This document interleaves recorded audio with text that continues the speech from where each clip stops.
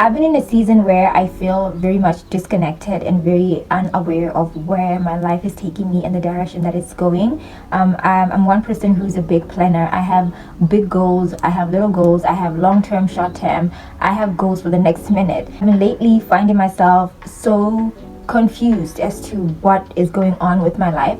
Maybe it's because I have been living life at such a fast pace. It's always the next thing, the next thing, the next thing, not really having to take the time to just be with myself, share my thoughts, and just allow myself to feel, allow myself to hear what my soul is what my spirit is telling me, and to just hear what God is saying is coming in the next season of my life. So if you have been feeling like you're unsure of life, you are unsure of where your life is taking you, this is the video for you. We're going to talk about rediscovering yourself, rediscovering your purpose, and just falling in love with yourself all over again.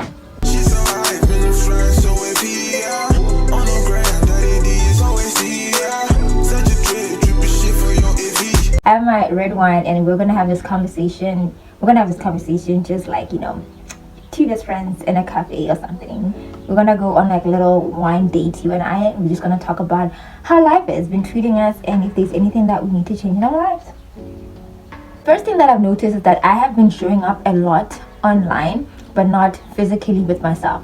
What this means is I have been very active on social media, especially TikTok and Instagram, that I started feeling like that was a performance instead of being real with my own life.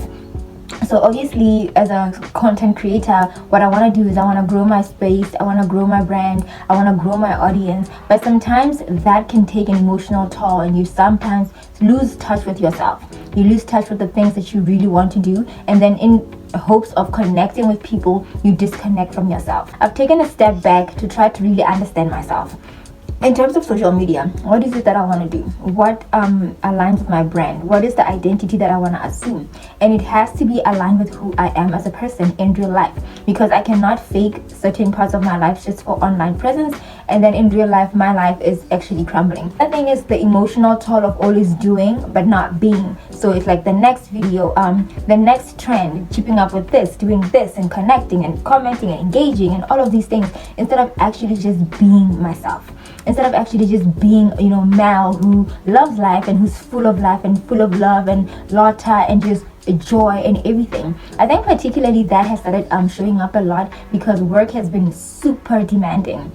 I come back home at like 10 p.m., 11 p.m., 8 o'clock I have to be on my desk as well, and that has been happening 6 days a week. So you can imagine having to perform at that level every single day and also keep my audience on social media engaged. That has taken an emotional toll on me.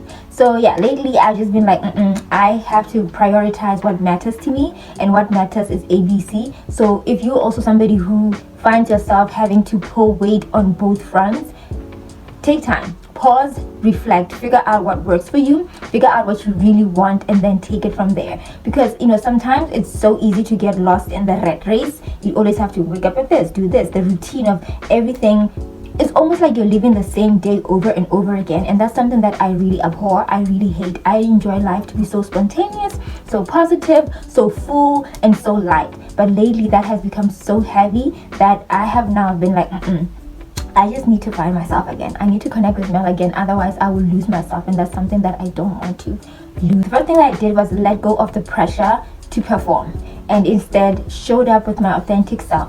What I managed to do, I managed to do. What I couldn't do, I couldn't do. That is something that has changed my life so much. My life is now much more brighter because I have stopped trying to keep up with, being 100% optimum. Because some days you're going to have off days. You're not going to have productive days. Some days you're just going to want to, rot in bed, watch Netflix, or read a good book, or just do nothing. Fold your laundry while watching a show or something. Those days are also very vital. They're very key to your health and your wellness and your mental peace. So don't think of them as you didn't do anything, you didn't achieve anything. Actually, you did achieve a lot. You achieved to just be quiet and give your body time to recuperate. I started to really journal again. I used to be big on journaling, so I'm glad to say that I'm back on it again. So I started journaling things that, bring softness to my life. Like, I love taking time to get ready in the morning, choosing a cute outfit, doing my makeup, doing my hair, picking out jewelry. I love, like being on the road to work and taking little snippets of the traffic, of people, getting ready, the bustle of the city when it wakes up. I love getting early to work and having my routine, which is switching on my laptop and having a nice cappuccino to just warm and kickstart my engine. So those things, I started enjoying them. Even coming back home and just taking off my makeup, having a nice shower, having a good dinner, even just lighting a candle while watching a Netflix series, that for me meant so much. Journaling also, just writing down how I feel, what I'm feeling at this particular moment, my mental, checking in on my mental health, on my wellness, checking in on my friends and family.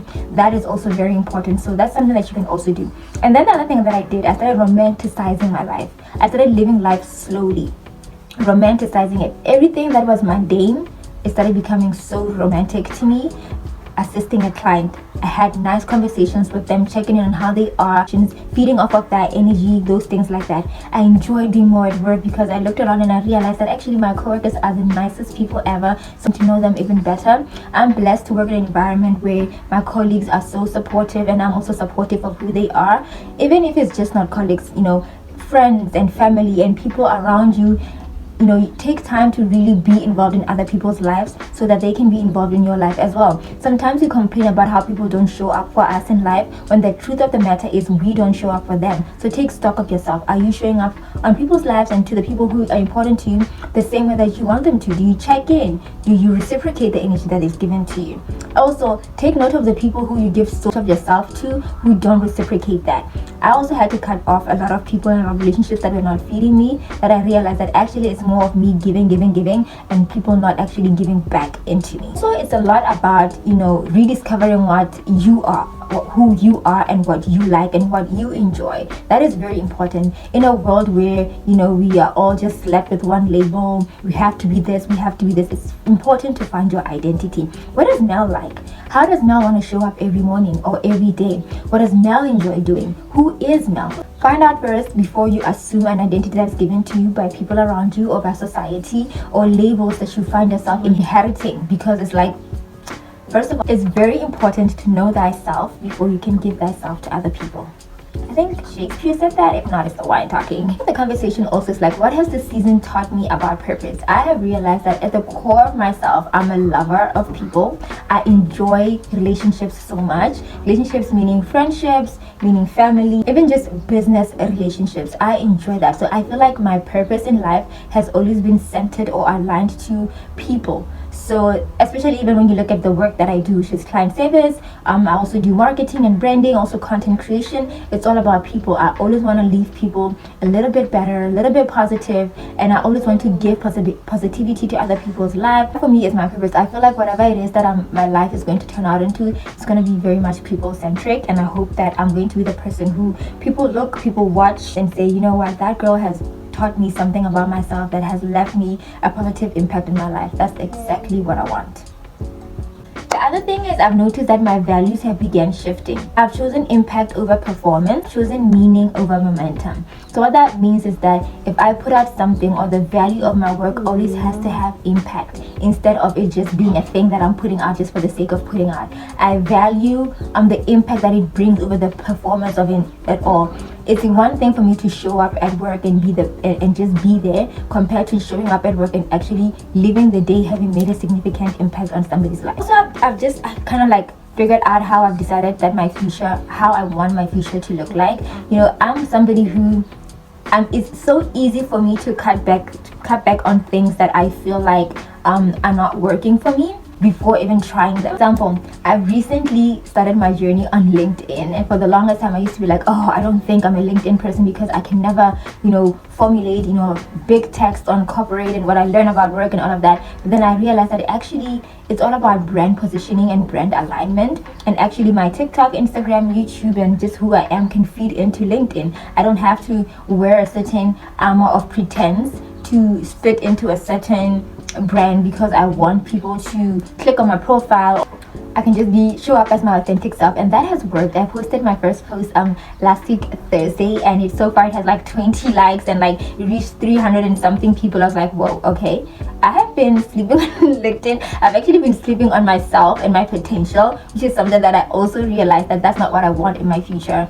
Regardless of how hard situation is, I always want to design my future in a way that will be beneficial to me, rather than to make it or shape it in a way that is not going to be comfortable for me. I don't know if I'm making sense. Also, I had to redefine what I quantify as success instead of what other people think success is. You're starting to see that this conversation revolves around how I've been misaligned or feeling like I've lost myself because I've been putting so much of value and importance on how people perceive me or what people are doing versus what I actually want. So I feel like I've been lost in other people's expectations and in other people's wants and needs versus what I actually want. That's for me looks like a day where I've managed to show up at work as well, show up for my audience on social media. Success looks like a day where I didn't have to feel like I've lost a bit of my mental health. So I've been redefining what purpose looks like, which for me is more quality of life and less pressure to show up for myself and for my environment. Let's end this conversation before it becomes a long thing. If you're in a season where everything feels unfamiliar, even your reflection, trust me, you're not alone. I'm learning that finding yourself isn't always loud or linear. Sometimes it's quiet, sometimes it's messy, but it's still sacred. I don't have all the answers yet, but I'm learning to trust this process of becoming, to slow down, listen to myself, and learn to love myself through it all. And maybe that's the whole point, not to rush into clarity, but to softly return to who I've always been underneath all the noise. Thank you so much for allowing me space to be myself and to just have time to figure out what I want. Vulnerability is not easy. It's not easy to switch on the camera and talk about your life in front of strangers, but it's been so encouraging. I'm reading all your comments. I'm seeing how you guys are engaging with my content, and it reaffirms me and hopefully realigns me to the purpose. So yeah, that's it. I hope you guys enjoyed this video. I hope you're gonna have a great Sunday evening. I hope you're gonna have a beautiful week ahead. This has been Mel, soft like caramel. I love you guys so much. Mwah. Thank you for watching.